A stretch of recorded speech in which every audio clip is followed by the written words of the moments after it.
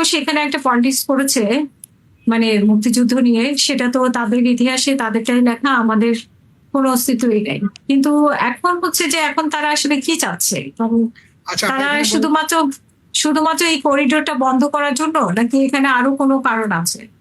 আচ্ছা, আগে প্রথমেই বলে দিই, আপনি প্রথমে এটা আপনি বলেছিলেন হিস্ট্রিতে আছে যে উইনার, যে যুদ্ধে জিতে ওই হিস্ট্রি লেখে। এখন সেকেন্ড ওয়ার্ল্ড ওয়ারে যদি হিটলার জিততো তাহলে আমরা হিস্ট্রিটা অন্যভাবে পেতাম। কিন্তু এখন সময় আসছে আমাদের যে বাংলাদেশি হিস্ট্রিটাকে ঠিক লেখা। বাট দুর্ভাগ্য বিষয় হলো যে দেখেন আপা, আজ পর্যন্ত এখন পর্যন্ত যে কতজনকে গুম করা হয়েছে, খুন করা হয়েছে, তার লিস্টই নাই, তার আসল চিত্রটাই নাই। আপনারা করেছেন 1800 লিস্ট, অথচ আমার জানা মতে 5 থেকে 7,000 মারা গেছে। এদের লিস্টই করছে না সরকার। তা আপনি কাকে দোষ দিবেন? এটা আমি শুধু এই গভর্নমেন্টকে বলবো না, বিগত গভর্নমেন্টে তো করে নাই। না, ইউনুস গভর্নমেন্টের তো একটা সুবিধা ছিল, তাদের তো তাদের তো এজেন্ডা ছিল না। তাদের এজেন্ডা ছিল তো অন্য এজেন্ডা। তারা গুমের লিস্টটা করতে পারে না কেন? গুমের বিচারটাও তো করতে পারেনি। কারা গুমের বিচার? আচ্ছা আপা, একটা আমি আপনাকে বলি, আমরা তো ড্রিফট করে যাচ্ছি আসলে, এক পয়েন্ট থেকে এক পয়েন্ট, এক পয়েন্ট থেকে আরেক পয়েন্টে অনেক। নিয়ম সেকেন্ড ওয়ার্ল্ড ওয়ারের পরে নিউরেমবার্গ ট্রায়াল হচ্ছিল জার্মানি আর্মিদের। তাদের 10 মাসের মধ্যে, 10 মাস 11 দিনের মধ্যে বিচার শেষ হয়ে গেছিল এবং তাদেরকে ঝুলিয়ে দেওয়া হয়েছিল।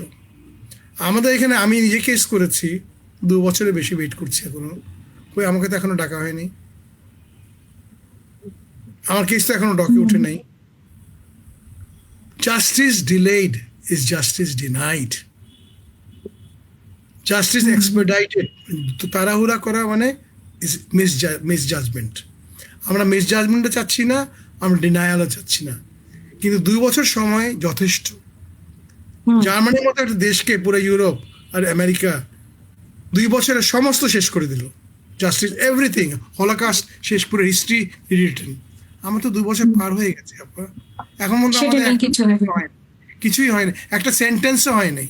যেগুলো না, যারা গুম ছিল তারাও তো আছে এখানে, এখন তো সরকারে আছে। সামনে তো বসে আছে একজন, আপনি তো বসে আছেন, আপনি বসে আছেন, কিন্তু সরকারেও তো আছে, তারা সরকারের অংশ। তো যারা এটা অত্যাচারের শিকার, তারাও তো এটা নিয়ে কিছু বলছে না। তারপরে ইউনুসের সময় একটা বড় সুযোগ গেছে, গুম কমিশন। আপা, আপনি আমাকে মুখ খুলেন না প্লিজ। কয়েকদিন আগে শুভিন নন্দী একটা কথা বলেছিলেন, সেটা আপনি দেখে নিয়েন, একজন শিলংয়ের ব্যাপারে। আমি আর কিছু বলবো না। হ্যাঁ, উনি বলেছে, এটা কি সত্য? আর সত্য কি মিথ্যা আমি জানি না, কিন্তু উনি তো বলেছেন। শুভিন নন্দী কিন্তু একটা বিবিসিতেও ছিলেন, উনি রর লোক, মানে ইন্ডিয়ান ইন্টেলিজেন্স গোয়েন্দার লোক। সো উনি বলবেন ওনার তরফ থেকে, কিন্তু উনি কিছুটা, আপনার কথা আছে যার অটে তা কিছুটা বটে। আমরা ছিলাম ডেথ সেন্টেন্স বা ছোট্ট একটা হোলের মধ্যে। আপনি যদি যান, এবার যদি চান্স পান, আপনারা গিয়ে জুলাই জাদুঘরে দেখে এসেন। ওরা আয়না ঘরে একটা রেপ্লিকা করেছে, পুরোটা হয়নি বাট করেছে। কিসে ছিলাম দেখে এসেন। আমরা তো রেস্ট হাউসে পায়ের উপরে পা তুলে বসে বসে খাই নাই।